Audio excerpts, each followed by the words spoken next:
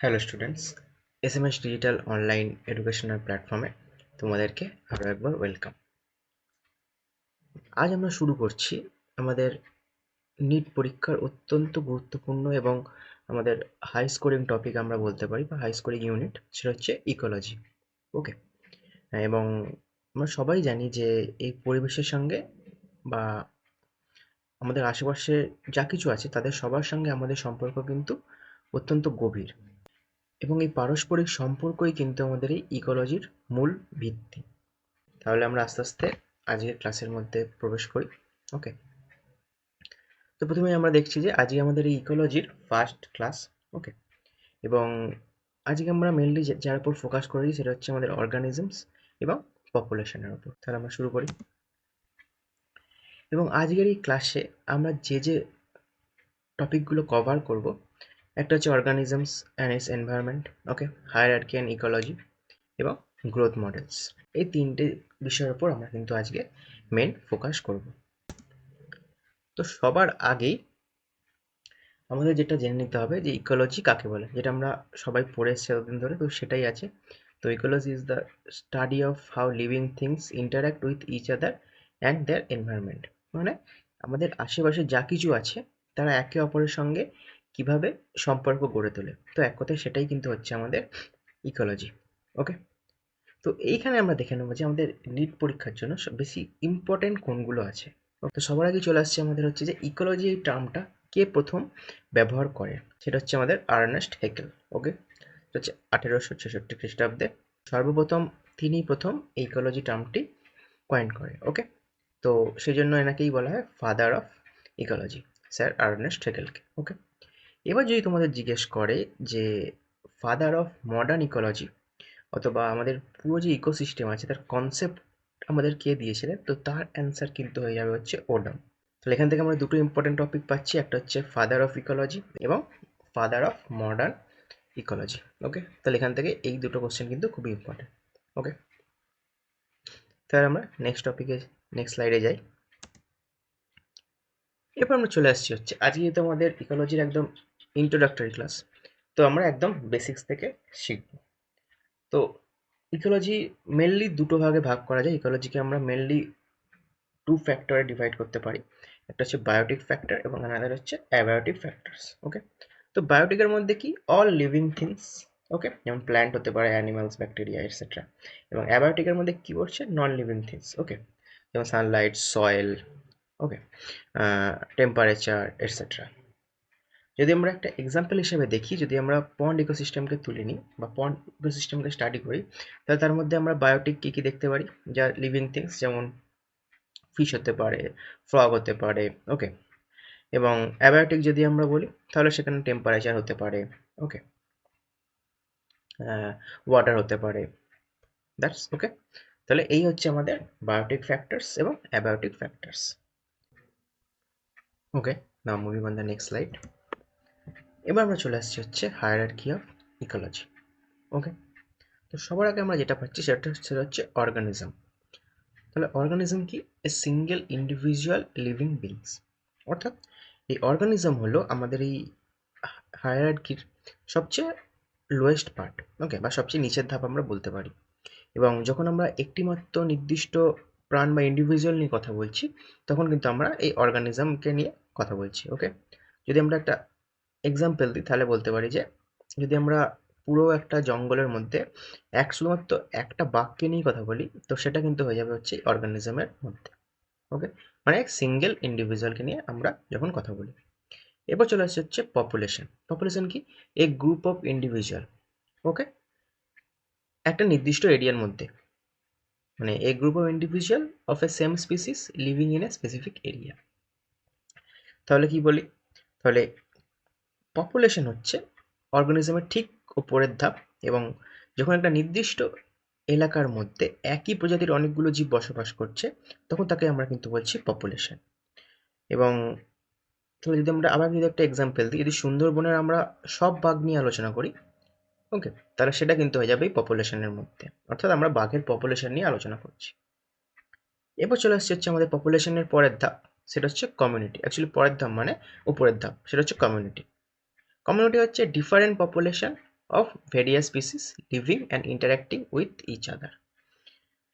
মানে একটা নির্দিষ্ট জায়গায় যদি বিভিন্ন প্রজাতি থাকে, যেমন হচ্ছে আমরা সুন্দরবন যদি নিয়ে কথা বলি তাহলে সেখানে বাঘ আছে, হরিণ আছে এবং অন্যান্য জন্তুরাও আছে, ঠিক আছে, এবং সেখানের মধ্যে গাছপালাও কিন্তু পড়ছে, এবং তারা একে অপরের সঙ্গে সহজ কথায় তারা একে অপরের প্রতি নির্ভরশীল।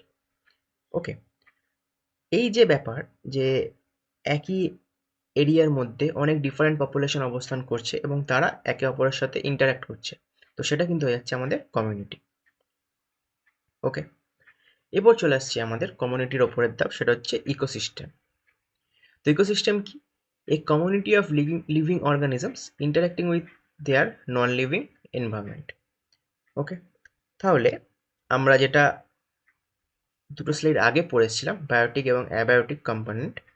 ওকে, তাহলে এখানে কি বলছে, যখন একটা নির্দিষ্ট এলাকার জীবিত প্রাণীরা, ওকে, মানে লিভিং অর্গানিজম, সেখানকার জড় পরিবেশের সাথে, যেমন সেখানে সেটা হতে পারে মাটি, হতে পারে জল, হতে পারে লাইট, হতে পারে টেম্পারেচার, হতে পারে বা আবহাওয়া হতে পারে, এক কথায় আবহাওয়া হতে পারে, সেই জড় পরিবেশের সঙ্গে মিলেমিশে থাকে।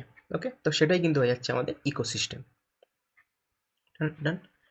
এরপরে আসছে আমাদের হচ্ছে ইকোসিস্টেমের উপরের ধাপ, সেটা হচ্ছে বায়োম। তাহলে বায়োম কি? বায়োম হচ্ছে একটা বৃহৎ জিওগ্রাফিক্যাল এরিয়া। ওকে, তাহলে এই প্রথম আমরা আসছি যে এই লার্জ জিওগ্রাফিক্যাল এরিয়া এবং সেই বড় জিওগ্রাফিক্যাল এরিয়ার ক্যারেক্টার কি হতে পারে? একটা নির্দিষ্ট ক্লাইমেট, মানে এরিয়া বড় এবং সেখানে কিন্তু একই ধরনের ক্লাইমেট আমরা দেখতে পাই। ওকে, এবং একই ধরনের ক্লাইমেট হওয়ার জন্য কি হচ্ছে, সেখানকার গাছপালা বা পশু পাখিও কিন্তু প্রায় একই ধরনের আমরা অবস্থান করছি বা আমরা দেখতে পাচ্ছি, তো সেটা কিন্তু হয়ে যাচ্ছে বায়ো।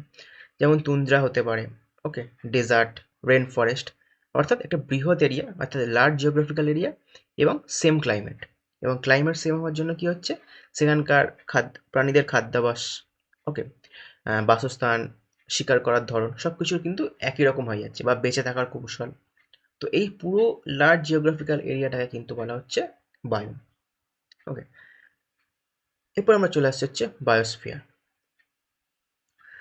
তো বায়োস্ফিয়ার হচ্ছে পৃথিবীর সম্ভাব্য সকল স্থান যেখানের মধ্যে প্রাণ আছে। মানে এক কথা আমরা বলি যে আমাদের পৃথিবীতে যে সমস্ত জায়গায় প্রাণ আছে বা প্রাণ থাকা সম্ভব, তো সেই সব কিছুকে একসাথে কিন্তু বলা হচ্ছে বায়োস্ফিয়ার। ওকে, একে কিন্তু বলা হচ্ছে জোন অফ লাইফ, অর্থাৎ পৃথিবীর যেখানে যেখানে জীবন আছে, তো সেই সব কিছুকে বলা হচ্ছে বায়োস্ফিয়ার।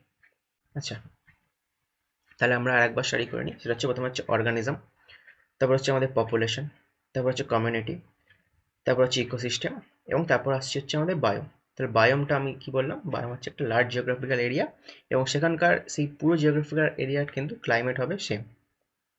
ওকে, এবং তারপর হচ্ছে বায়োস্ফিয়ার। বায়োস্ফিয়ার কি? The zone of life. তাহলে এই ছিল আমাদের ইকোলজির হায়ারার্কি। ওকে, তাহলে এবার আমরা নেক্সট স্লাইডে যাই। এরপর আমরা চলে আসছি হচ্ছে পপুলেশন ইকোলজি। তো এই পপুলেশন ইকোলজিতে যাওয়ার আগে আমাদের কিছু বিষয়ের উপর ধারণা করে নেওয়া দরকার। ওকে, তো প্রথমেই হচ্ছে আমাদের এন, অর্থাৎ পপুলেশন সাইজ। তাহলে পপুলেশন সাইজ কি? Total number of individual of a single species in a specific area. মানে কোনো একটা নির্দিষ্ট জায়গায় কোনো একটা নির্দিষ্ট জায়গার মধ্যে একটা নির্দিষ্ট স্পিসিসের যতগুলো ইন্ডিভিজুয়াল বা লিভিং অর্গানিজম উপস্থিত আছে, তো সেটাই হয়ে যায় হচ্ছে পপুলেশন সাইজ। ওকে, একে আমরা এন দিয়ে ফাইন্ড করি। ওকে, এরপর হচ্ছে টাইম। তো টাইম হচ্ছে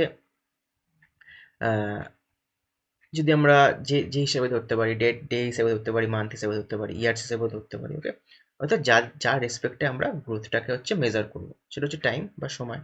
সময়ের রেসপেক্টে আমরা গ্রোথ মেজার করি, ঠিক আছে। এরপর হচ্ছে আর। তো আর কি? আর হচ্ছে ইন্ক্রিজিং রেট অফ ইনক্রিজ। মানে এটা হচ্ছে কোন একটা নির্দিষ্ট এরিয়ায় কোন একটা নির্দিষ্ট স্পিসিসের বা কোনো একটা পপুলেশনের মধ্যে কতজন জন্মাচ্ছে এবং কতজন মারা যাচ্ছে, তার বিয়োগফল, অর্থাৎ বার্থ রেট মাইনাস হচ্ছে ডেথ রেট, এটাই হচ্ছে আর। ওকে, তাহলে এই আর দিয়ে আমরা কি ডিনোট করি? তাহলে আর দিয়ে আমরা বুঝতে পারি, মানে আর দিয়ে আমরা বুঝতে পারি যে সেই পপুলেশনের সাইজ বাড়ছে না সেই পপুলেশন সাইজ কমছে। অর্থাৎ যদি বার্থ রেট বেশি হয় তাহলে অবশ্যই সেই পপুলেশনটা সার্ভাইভার দিকে যাচ্ছে, কিন্তু যদি বার্থ রেট কম হয় এবং ডেথ রেট বেশি হয় তাহলে আমরা বুঝতে পারছি যে সেই পপুলেশনের কিন্তু আস্তে আস্তে সাইজ কমছে। ওকে, এরপর আছে আমাদের ডেরিভেটিভের ডিএন ডিটি। তো এটাতে আমরা যখন আমরা ফর্মুলাটা দেখবো তখন আমরা দেখতে পাবো যে রেট অফ চেঞ্জটা আমরা এটা দিয়ে ক্যালকুলেট করি। ওকে, তো আমাদের এই পপুলেশন ইকোলজিতে মেন দু ধরনের গ্রোথ আমরা দেখতে পাই, একটা হচ্ছে এক্সপোনেনশিয়াল গ্রোথ এবং একটা হচ্ছে লজিস্টিক গ্রোথ। ওকে, আমরা দুটো গ্রোথই আজকে আলোচনা করব। Moving on the next slide. তো প্রথমেই আছে হচ্ছে এক্সপোনেনশিয়াল গ্রোথ। তো এক্সপোনেনশিয়াল গ্রোথ তখনই সম্ভব যখন কোনো একটা পপুলেশনের মধ্যে খাদ্যের কোনো লিমিট থাকে না। ওকে,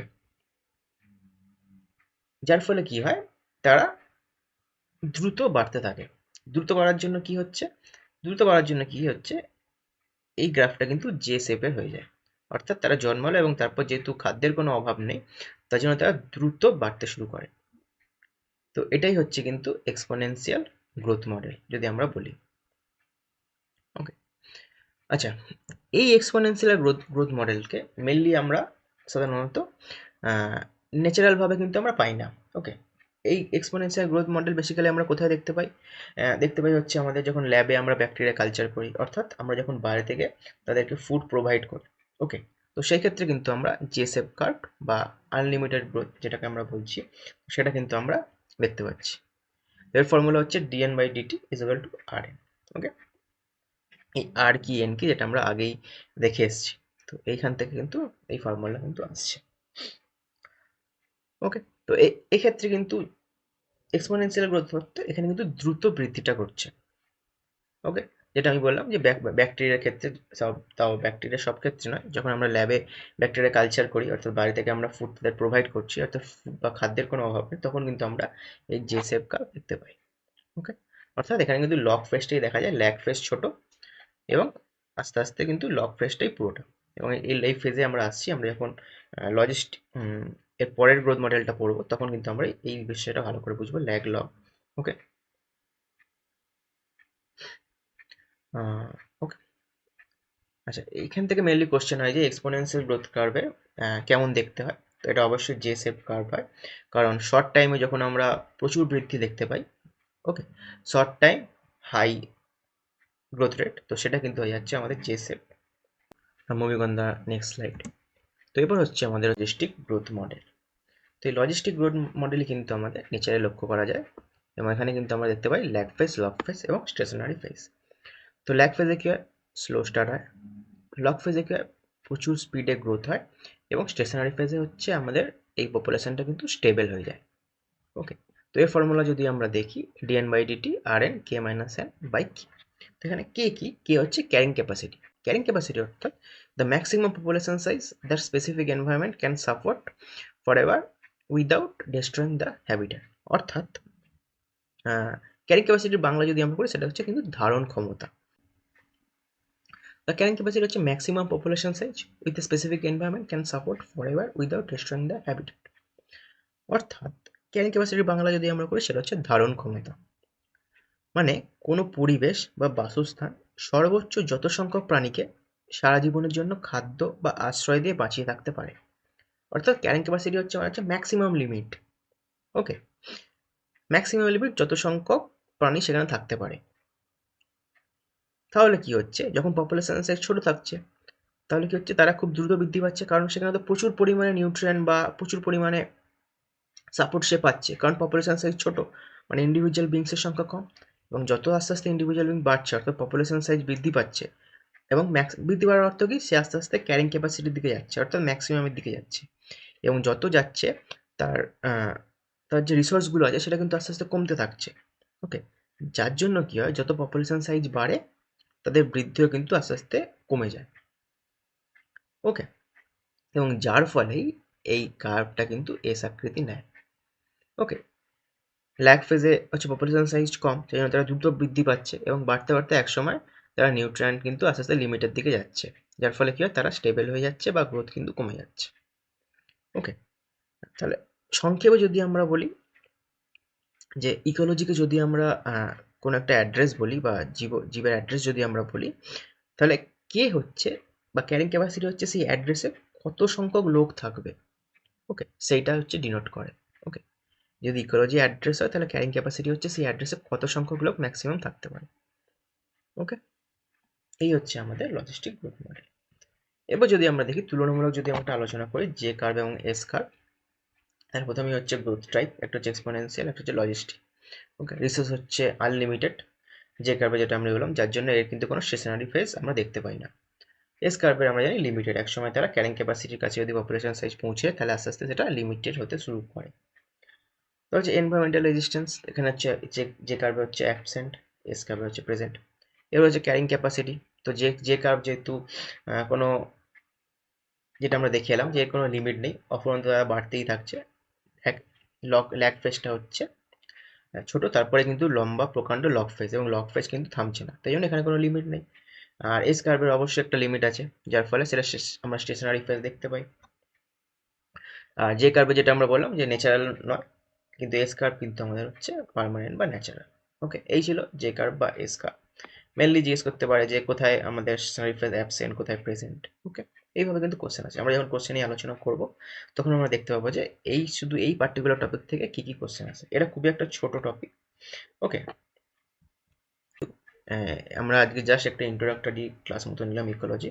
ইকোলজির আরও 3টে ক্লাস আসবে, এবং এই 3টে ক্লাসে কিন্তু আমরা পুরো ইকোলজি টপিকটা কিন্তু আমরা ভালো করে বুঝবো, এবং আমরা কিছু কোশ্চেনও কিন্তু আলোচনা করব। ওকে, তাহলে আজকে এই পর্যন্তই। তোমাদের যদি আমাদের কন্টেন্ট ভালো লেগে থাকে তাহলে এসএমএস ডিজিটাল এডুকেশনকে কিন্তু সাবস্ক্রাইব করো। ওকে, বাই।